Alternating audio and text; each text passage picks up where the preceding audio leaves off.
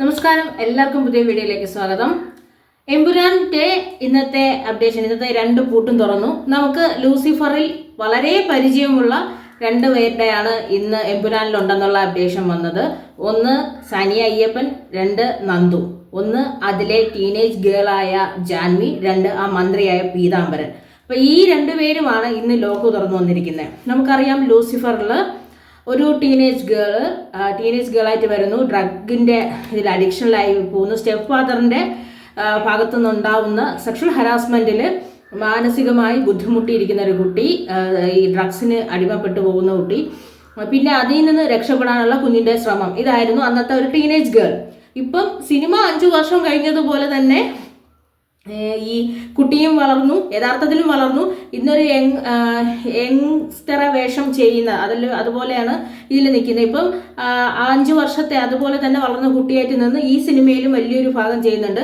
എന്തായാലും ലൂസിഫർ നൽകിയ വലിയൊരു ബ്രേക്ക് പോലെ എമ്പുരാനിലും നല്ലൊരു ക്യാരക്ടറും ഒരുപാട് കാര്യങ്ങൾ ഇടപെടുന്ന, അല്ലെങ്കിൽ ചിത്രത്തിന്റെ വലിയൊരു ഭാഗമാകുന്ന രീതിയിൽ തന്നെ ഒരു വേഷം ഇപ്പോഴും കിട്ടിയിട്ടുണ്ടെന്ന് സാനിയ പറഞ്ഞിരുന്നു.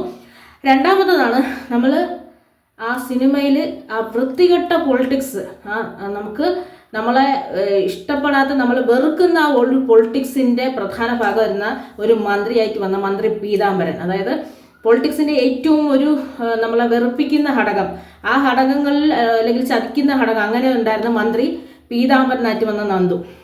അദ്ദേഹം പറഞ്ഞു, പൃഥ്വിരാജ് ആദ്യമായി ഒരു സിനിമ സംവിധാനം ചെയ്യുന്നു എന്ന് പറഞ്ഞപ്പോൾ അതിലൊരു വേഷം ചെയ്യണമെന്ന് അദ്ദേഹത്തിന് ആഗ്രഹം ഉണ്ടായിരുന്നു. അതുപോലെ തന്നെ അദ്ദേഹത്തിന് അതിലൊരു വേഷം കിട്ടുകയും ചെയ്തു.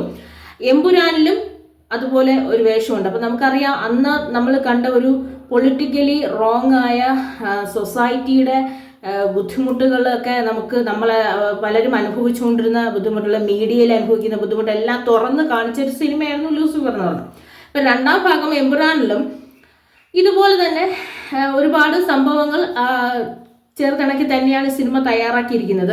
ഏറ്റവും വലിയ ഇതിൻ്റെ ഒരു പ്രത്യേകിച്ച് എല്ലാവർക്കും പറയാനുള്ളത്, ലൂസിഫറിനെ കാട്ടിയും കൂടുതൽ കഠിനമായി അധ്വാനിച്ച് പ്രയത്നിച്ച് എഫേർട്ട് എടുത്ത സിനിമയാണ് എമ്പുരാൻ. ലൂസിഫറിലും വലിയൊരു എഫേർട്ട് ഉണ്ടായിരുന്നെങ്കിൽ അതിനെക്കാട്ടിയും വലിയൊരു എഫേർട്ട് എടുത്തിട്ടുണ്ട് എമ്പുരാനിലും. ഇതിന്റെ ഭാഗമാകാൻ കഴിഞ്ഞതിന്റെ സന്തോഷം 2 പേരും പങ്കുവച്ചിരുന്നു. 2 പേരും സന്തോഷം പങ്കുവച്ചതിനൊപ്പം തന്നെ പറഞ്ഞിട്ടുണ്ട്, മാർച്ച് 27-ാം തീയതി എമ്പുരാൻ തിയേറ്ററിലേക്ക് എത്തുകയാണ്, എല്ലാവരും ഈ സിനിമ കാണുന്നത്. അപ്പോൾ ഇന്നത്തെ അപ്ഡേഷൻസിൽ പരിചയമുള്ള മുഖങ്ങളായതുകൊണ്ട് തന്നെ, ലൂസിഫറിലൂടെ പരിചയമുള്ള മുഖമായതുകൊണ്ട് തന്നെ നമുക്ക് മനസ്സിലാക്കാൻ എളുപ്പമായിരുന്നു.